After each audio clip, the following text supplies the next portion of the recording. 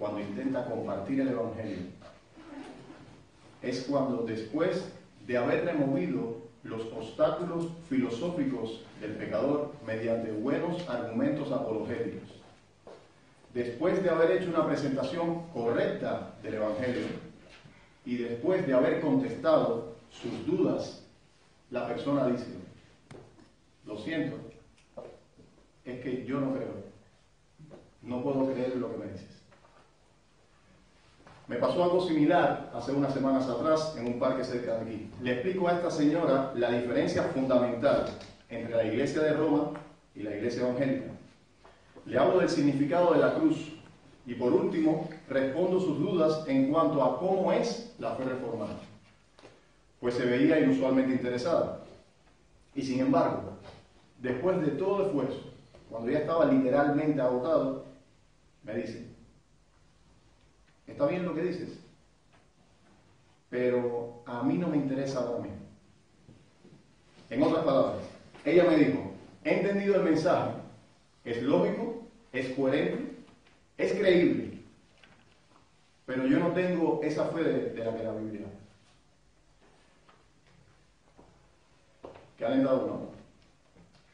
Bueno, mis hermanos, ese sería el resultado de nuestra predicación, en el mejor de los casos, siempre y cuando el Espíritu Santo no hiciera lo que el Señor ha prometido en el texto que veremos en el día de hoy. Acompáñenme al Evangelio de Juan, capítulo 16, versos 8 y 9.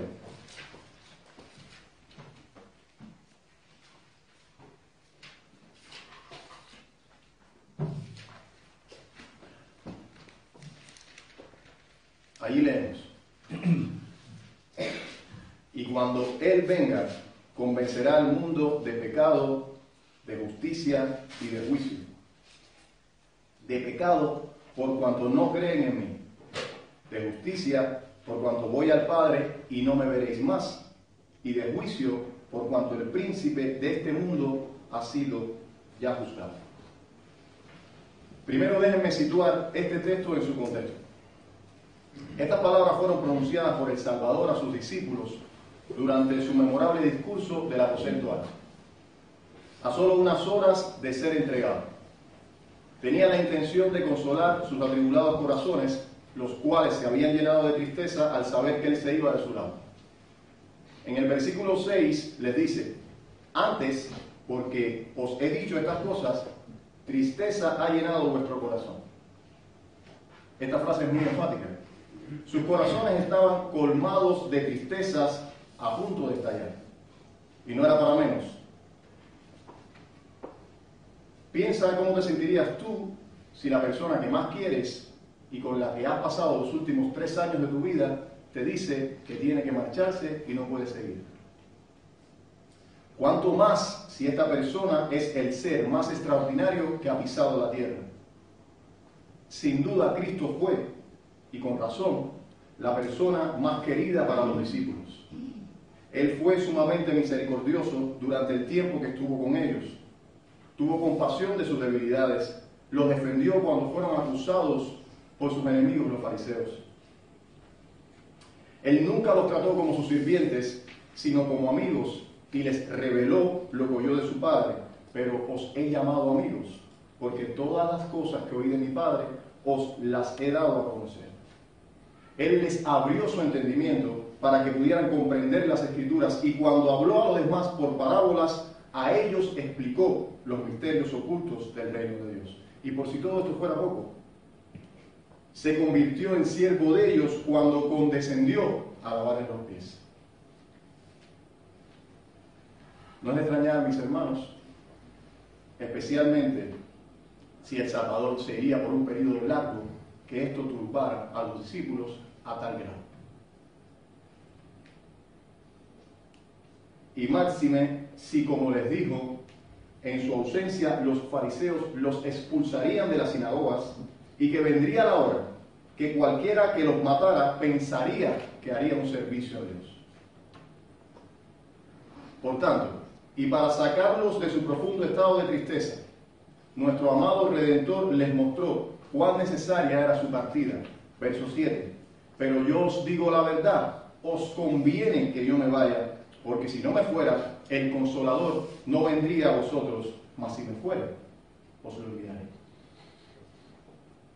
La tristeza es un sentimiento muy fuerte que puede nublar nuestra capacidad de razonamiento. A pesar de la claridad meridiana de las palabras de Jesús, los discípulos podían estarse preguntando qué habían hecho mal para que Él los dejase en esa hora. Y el tono consolador del Señor aquí parece decir: no crean que los dejo con enojo, a pesar de su incredulidad, de sus pecados, de sus debilidades, a pesar que dentro de unas horas se escandalizarán de mí, me desconocerán, incluso me negarán. A pesar de todo esto, no me marcho enojado con ustedes, sino que lo hago para su bien, porque si yo no me fuera, si yo no muriera en la cruz por sus pecados, y me levantara otra vez para su justificación, si no ascendiera al cielo para hacer intercesión e implorar mis méritos ante el trono de mi Padre, el Consolador, el bendito Espíritu Santo, no podría venir a vosotros. Pero si me voy, se los enviaré. Este es el contexto. Y es en este contexto, para que supiesen lo que el Espíritu Santo habría de hacer, que Cristo pronuncia esta grandiosa promesa. Y cuando Él venga, convencerá al mundo de pecado, de justicia y de juicio.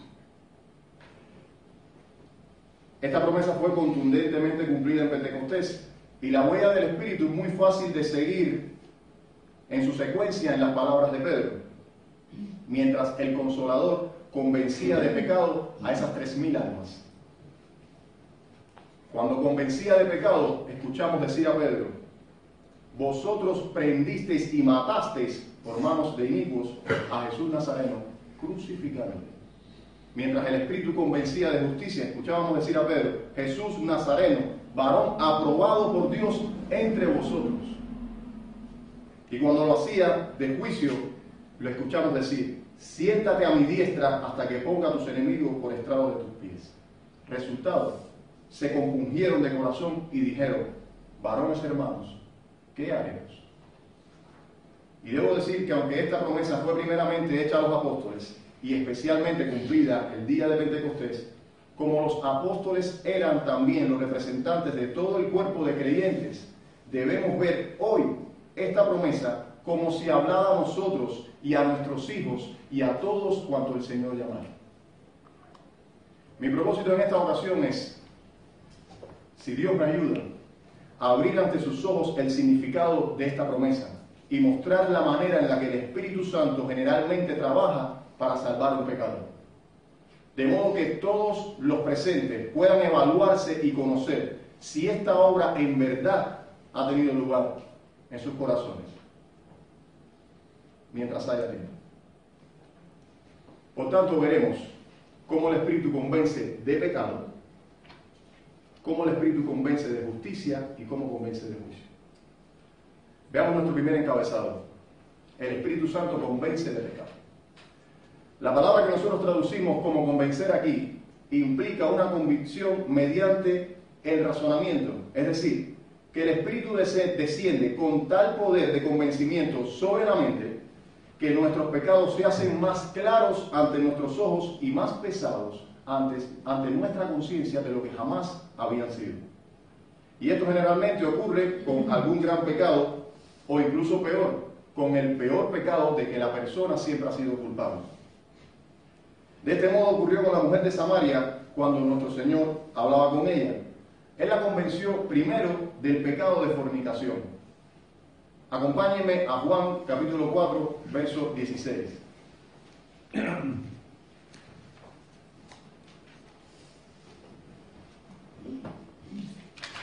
Jesús le dijo: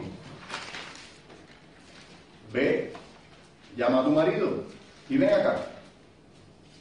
Respondió la mujer y dijo: no tengo marido. Jesús le dijo: bien has dicho, no tengo marido, porque 5 maridos has tenido y el que ahora tienes no es tu marido. Esto has dicho con verdad. Y más adelante en el versículo 28 leemos: entonces la mujer dejó su cántaro y fue a la ciudad y dijo a los hombres: venid, ved a un hombre que me ha dicho todo cuanto he hecho. ¿No será este el Cristo? ¿Qué pasó con esta mujer? Que Cristo, al mostrarle su pecado predominante, se apoderó de ella una convicción tan poderosa de todos sus actuales pecados a tal grado que se olvidó del agua por la que vino, dejó su cántaro y fue a la ciudad a hablarle a otros de Jesús. Y dicho sea de paso, mis hermanos, el ejemplo de esta mujer samaritana constituye la evidencia neotestamentaria más clara de que no hay que ser hombre y no hay que conocer mucha teología para compartir a otros del Salvador. De modo similar ocurrió con Saulo, el perseguidor. Cristo lo convenció primero de su horrible pecado de persecución, cuando le dijo: Saulo, Saulo, ¿por qué me persigues? Posiblemente revivieron de inmediato en su memoria todos sus otros pecados, pues tal fue su agonía que la Escritura dice que por 3 días no comió ni bebió. Este es el método que Cristo empleó y es el mismo que su espíritu suele usar. Primero convence de algún grave pecado y luego muestra al pecador todos los demás pecados que lo tienen rodeado. Pero permíteme preguntarte, ¿alguna vez el Espíritu se colocó en orden de batalla contra ti y te mostró tu pecado predominante y aquellos pecados que lo circundan? Pero cuando el Consolador trabaja en el corazón de un pecador, no solo le muestra su pecado actual, sino también le lleva a ver y a padecer su pecado original, la fuente de donde fluyen todas nuestras aguas podridas. Y yo sé que esta es una de las doctrinas bíblicas más ofensivas para el hombre moderno, pues amenaza directamente su alto concepto de sí mismo. Es tanto así que ha sido abolida de la mayoría de los púlpitos hoy en día, pues parece estar en contra de todo el pensamiento popular. Pero escúchame bien, cuando el Espíritu Santo desciende con poder sobre un pecador, todo orgullo carnal y todo rechazo natural contra esta doctrina es derribado. El pecador queda habilitado para ver con dolor que el germen del mal está en él, que fue concebido en pecado, que no es más que un hijo degenerado de padres degenerados, y que es por naturaleza enemigo de Dios. Y así como el apóstol es llevado a exclamar: miserable de mí, ¿quién me librará de este cuerpo de muerte? Y para quienes piensen que esta puede ser una experiencia exclusivamente apostólica, escuche lo que escribió el ministro Robert Murray Machen, para muchos uno de los hombres más santos del siglo XIX. La semilla de todo pecado conocido por el hombre está en mi corazón. De todo pecado. Piensa en los pecados que más tú desprecias. Aquellos que acarrean más desprecio y vergüenza. Aquellos que hacen parecer más a los hombres a las bestias. La semilla de esos terribles pecados está en tu corazón y en el mío. Yo no sé a ti si te sucede igual a ti, pero a veces Dios me ha permitido dejar ver la maldad y la malicia, la suciedad de mi propio corazón para humillarme, y no ha sido nada bonito ni agradable lo que he visto allí. Te pregunto, ¿alguna vez el Espíritu Santo forjó en tu alma tal grado de convicción? ¿Alguna vez te hizo sentir y ver que tú, en tu carne, no habita nada bueno?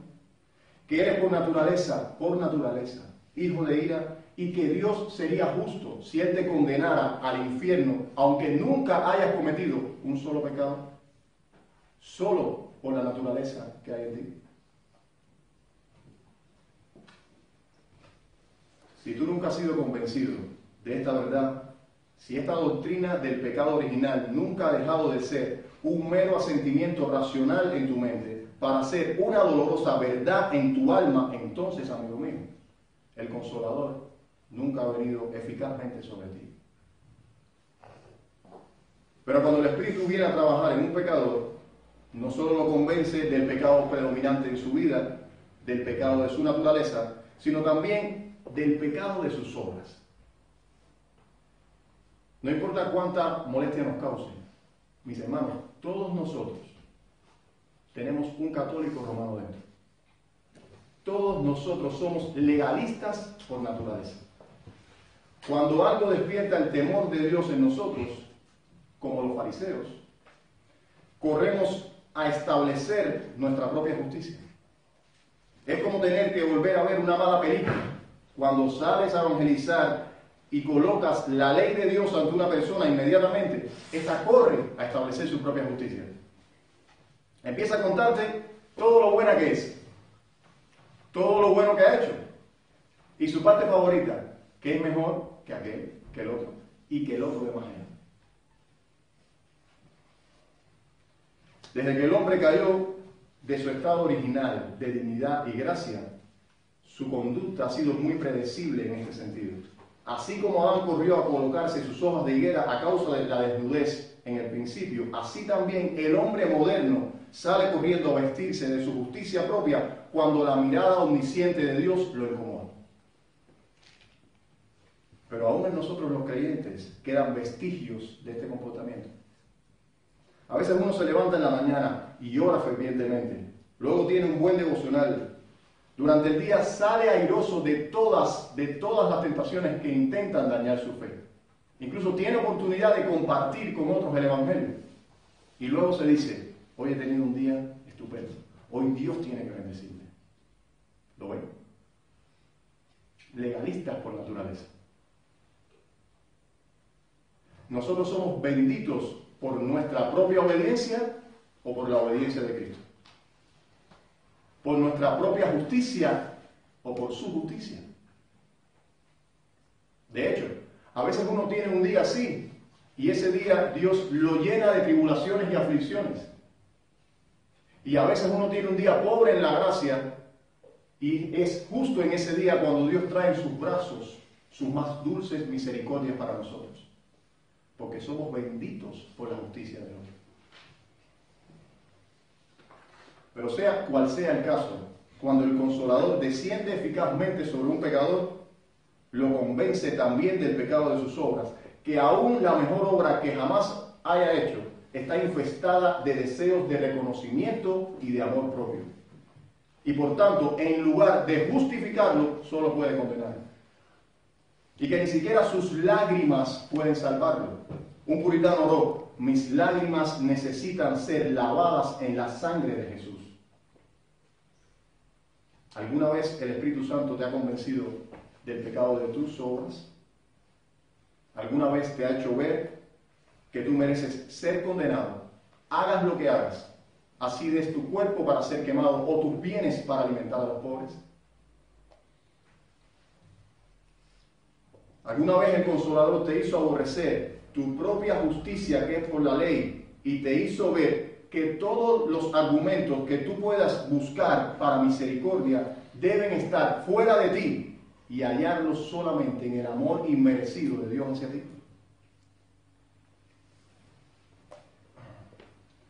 ¿Alguna vez fuiste llevado a decir, Señor, si tú quieres, puedes salvarme? Y si quieres, bien puedes condenarme. No tengo nada que alegar a mi favor. Solo dependo de tu gracia que es soberana. Porque si tú nunca sentiste esto, el Confortador nunca ha venido eficazmente sobre tu alma. Y continúa. Pero hay otro pecado del cual el Confortador, cuando viene, convence al alma. Este es el único que nuestro Señor menciona aquí, pues es el que en el mundo reina. El pecado de incredulidad. De pecado por cuanto no creen en mí. Esta es la raíz de todos los demás pecados, cualesquiera que estos sean. Un político acepta un soborno abusando de su puesto de influencia, movido por la codicia, porque no cree en aquel que ha dicho, yo aborrezco el soborno. Una joven se escapa a medianoche de casa de sus padres para dormir con otro joven, pensando que si sale embarazada todavía puede abortar discretamente. porque no cree que Dios le demandará el precio de esa sangre. Un hombre planifica en la sombra la venganza de una ofensa porque no cree en aquel que ha dicho, mía es la venganza, yo pagaré. La incredulidad es el fundamento donde se construye toda iniquidad. Pero nunca la incredulidad es tan grave como cuando apunta a la persona del Salvador. De pecado por cuanto no creen en mí. Escúcheme bien. El pecado de no creer en el Hijo de Dios es el más grave de todos los pecados. Más grave que la pedofilia, más grave que el asesinato múltiple, es el más grave de todos los pecados. Cristo mismo dijo, y esta es la condenación, que la luz vino al mundo y los hombres amaron más las tinieblas que la luz. En otras palabras, esta es la condenación, no otra fundamentalmente, esta es la condenación. Que yo, el autor de la vida, el benefactor de todo hombre, de quien hablan los salmos, los profetas y la Torá, me he hecho hombre para salvar lo que se había perdido y ninguno de vosotros cree en mí. Esta es la condenación. Alguien puede decir, el mundo siempre ha sido incrédulo, y así es. El mundo persiguió y dio muerte a los profetas que el Señor mandó en la antigüedad. Pero cuando el mundo persiguió y crucificó al Hijo de Dios, nunca había osado pasar por alto una luz tan grande. Esta es la condenación. Yo pregunto, ¿acaso alguno de vosotros que me escuchan esta mañana quiere que el Espíritu Santo los convenza de incredulidad? ¿Y alguien puede ser tan ingenuo como para creer que a la iglesia no asisten incrédulos? Y yo sé, y con dolor, que muchos no tienen una fe muy distinta a la de los mismos demonios. Digo distinta y no la misma porque aún los demonios creen y tiemblan. Aún los demonios son sobrecogidos por un sentimiento de la autoridad del Dios que los juzgará. Pero muchos creyentes nominales aún cantan los himnos con una postura corporal tan irreverente como si les estuviesen haciendo un favor a Dios que los mantiene vivos.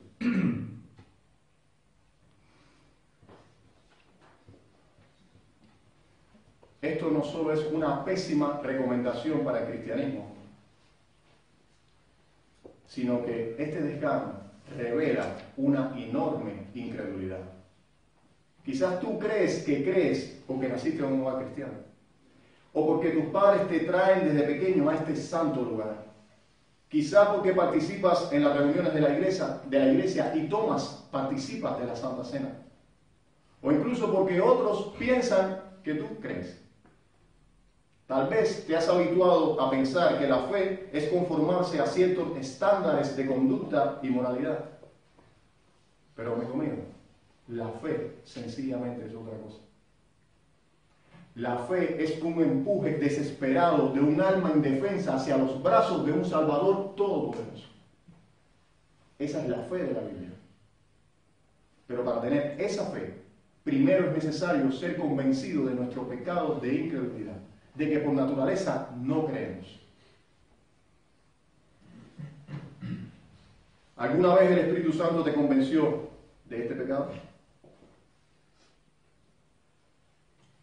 Quizás tú sueles confesar un gran catálogo de pecados, pero ¿alguna vez has confesado y lamentado este en particular?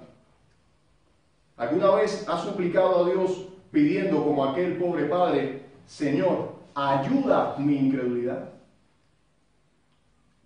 Si tú nunca te angustiaste por tu incredulidad, si nunca viste ni sentiste que no tenías fe, es una señal cierta que el Espíritu Santo nunca ha obrado en ti para convencerte del pecado.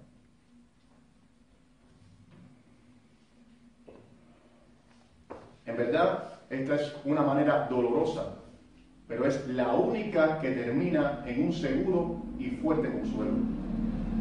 A quien el Espíritu Santo humilla, luego lo consuela con la gracia del Evangelio. Por eso benditos son todos aquellos que son humillados por Él, porque ellos son consolados. Lo segundo de lo que el Espíritu Santo convence al alma es de justicia. La palabra justicia es usada en distintos sentidos en el Nuevo Testamento. Se menciona en relación a la bondad y misericordia que deberíamos practicar con nuestro prójimo, como cuando nuestro Señor dice en el Sermón del Monte: guardaos de hacer vuestra justicia delante de los hombres para ser visto de ellos. Se menciona también para referir el nuevo estilo de vida que deben practicar aquellos que han nacido de nuevo, como cuando Santiago dice: y el fruto de justicia se siembra en paz. Pero en esta ocasión, como en muchas otras, se refiere a la obediencia pasiva y activa de nuestro Señor, a esa perfecta, personal y todo suficiente justicia que Él ha forjado para ese mundo al cual el Espíritu Santo tiene la misión de convencer de justicia. Pero ¿en qué consiste esta justicia de la cual el Consolador hace uso?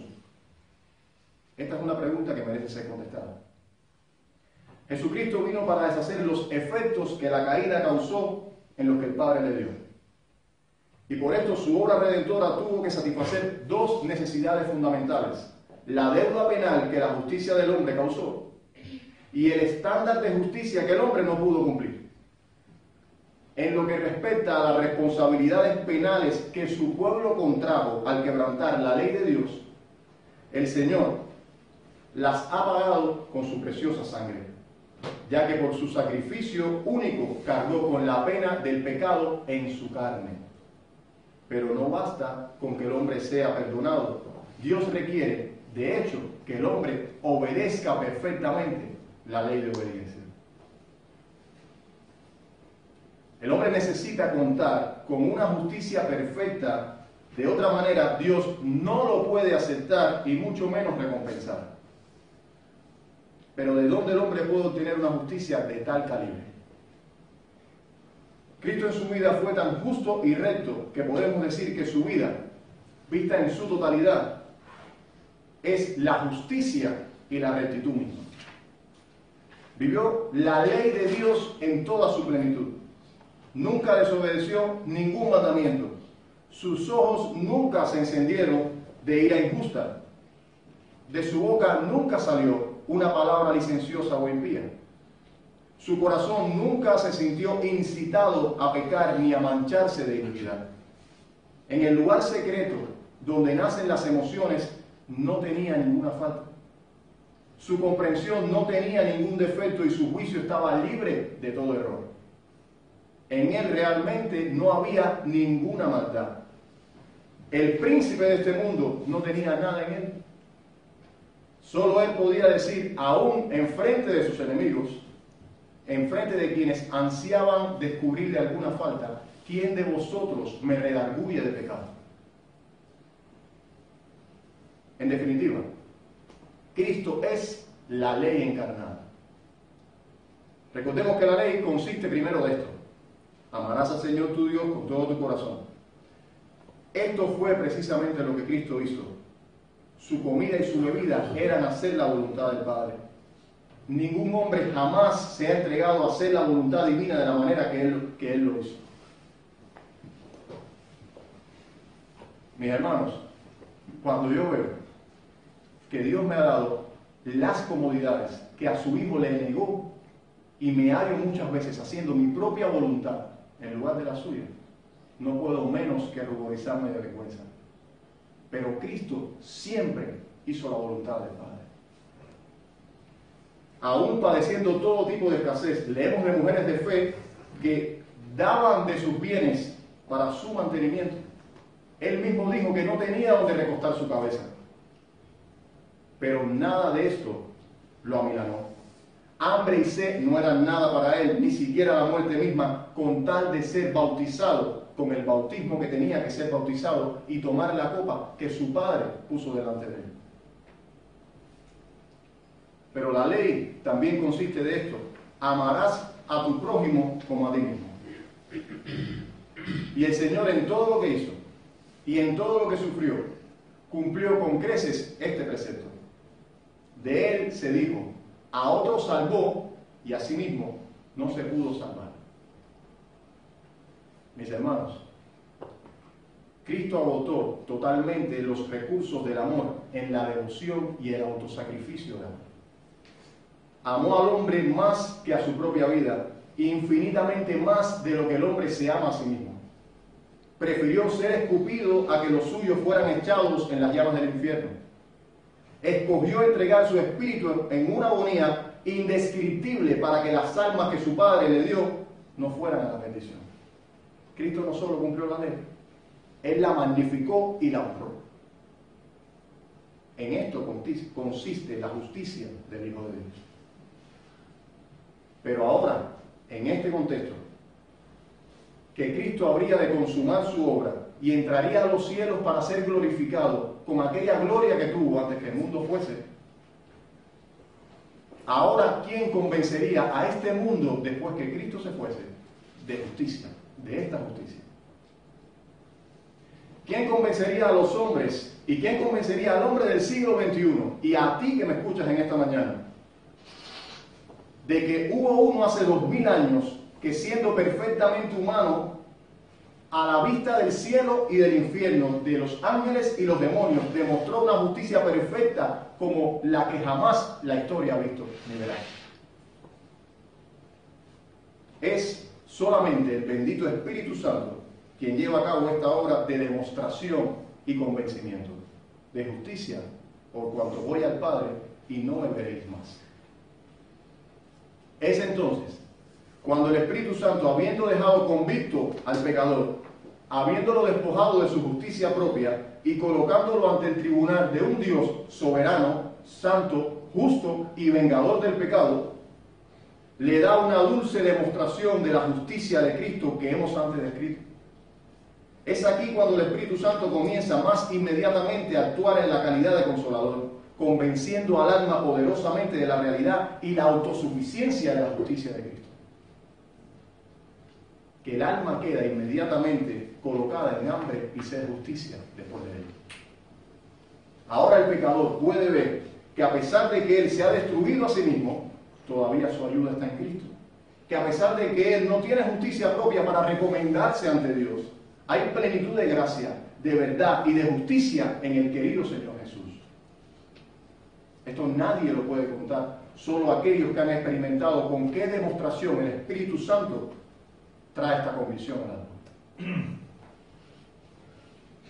Pero de nada vale que yo intente describir esta experiencia con mis torpes palabras y de poco te aprovechará el escuchar de la gloriosa justicia de Cristo si ésta no está en posesión de tu alma. De lo siguiente que el Consolador convence al alma cuando viene es de juicio. Por la palabra juicio aquí entendemos esa capacidad que es dada al alma para ver y evaluar las cosas tal cual Dios las ve. Todo pecador tiene por naturaleza un juicio incorrecto de sí mismo y de Dios. Pero sobre todo pecador tiene un juicio incorrecto de lo que pasó en la cruz del Calvario.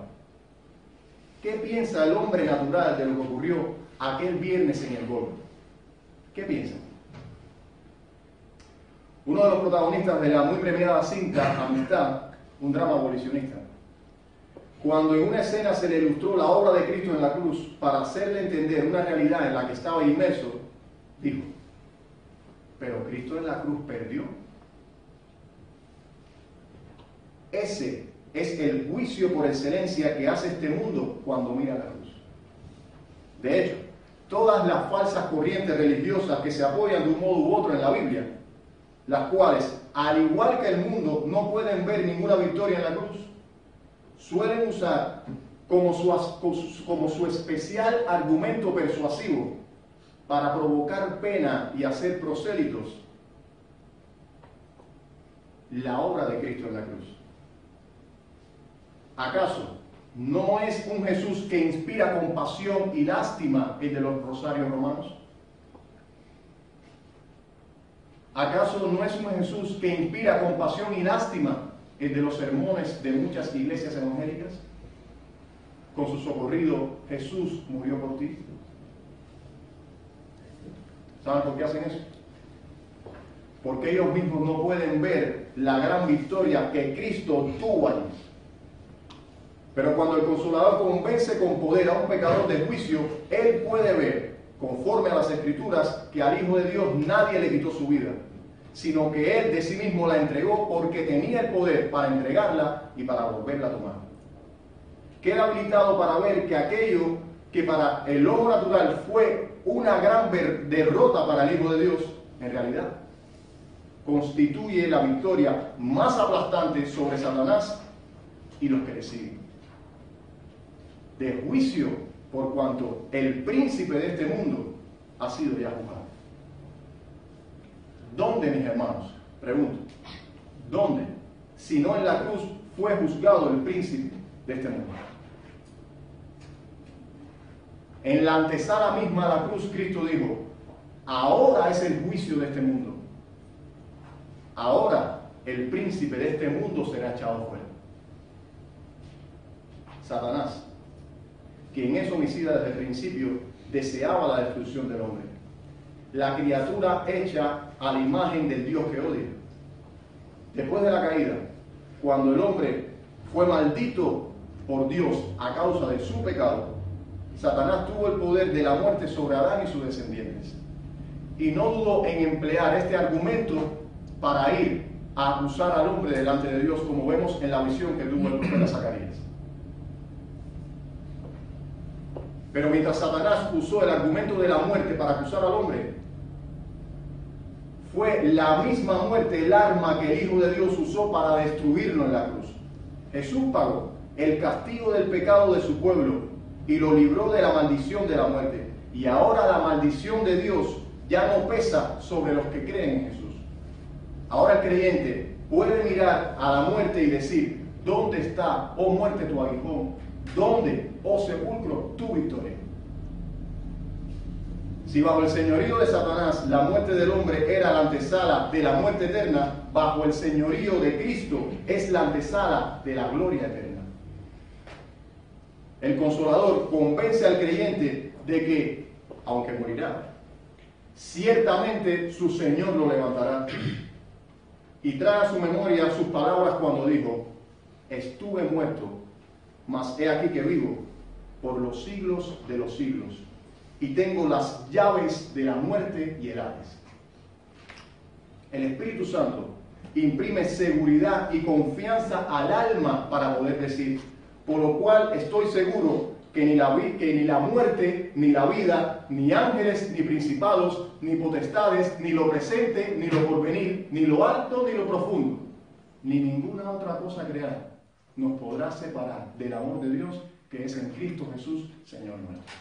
De esto convence el Espíritu Santo. Algunas palabras para terminar.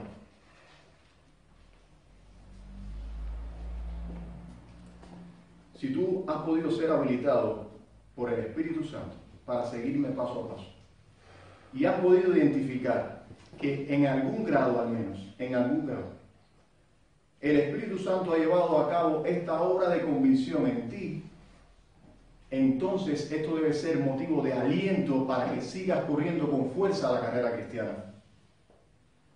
Puedes regocijarte humildemente en que tú estás seguro en Cristo y puedes tener un prospecto esperanzador de tu eternidad.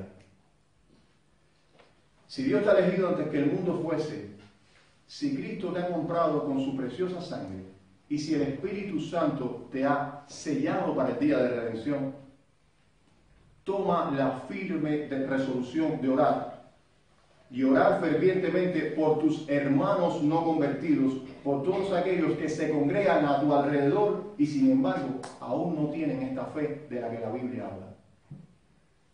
¿Los ves cada semana? ¿Hablas con ellos y no sientes su incredulidad? Ora por ellos hasta que ellos sean tan favorecidos como lo has sido tú. ¿Te ha traído Dios a la luz? Pues entonces, condúcete en este mundo como hijo de luz, en este mundo de tinieblas. Recuerda que si creces tibio, si olvidas tu primer amor o reincides, el Espíritu Santo será conflictado, se apartará de ti y Dios no dudará en visitar tus pecados con la vara de su corrección. Y suplica a Dios para que en estos días donde ha proliferado tanto la maldad, envíe un derrame abundante de su espíritu en esta generación incrédula y perversa, para que como iglesia podamos cumplir la gran comisión. Y esta promesa que hemos hoy descrito aquí sea ampliamente cumplida también en esta generación. Y si tú has identificado que esta bendita obra no ha tenido un lugar en ti, pero has sentido algún grado de convicción en tu alma mientras me has escuchado, no apagues esa convicción que hay en ti. No acalles la voz de tu conciencia. Acude a Dios en oración y no desistas hasta arreglar tus cuentas con Él, hasta que la obra sea hecha en ti. Mira que es una enorme bendición aún tener el menor grado de convicción. Esto puede significar de que Dios está intentando bendecirte. Por tanto, no desistas. La probabilidad de una puerta de misericordia abierta debe ser suficiente para que te sigas esforzando. Recuerda que Dios está lleno de compasión y paciencia. De no ser así, tú y yo ya hubiésemos abierto hace mucho tiempo nuestros ojos en el infierno. Pero no ha sido así. Cristo Jesús vino a salvar en este mundo lo que se había perdido. Si tú te ves como un pecador en este mundo, insiste, y quien quita que Él quiera salvarte hoy mismo y cumplir así su bendita promesa en ti de convencerte de pecado, de justicia y de juicio.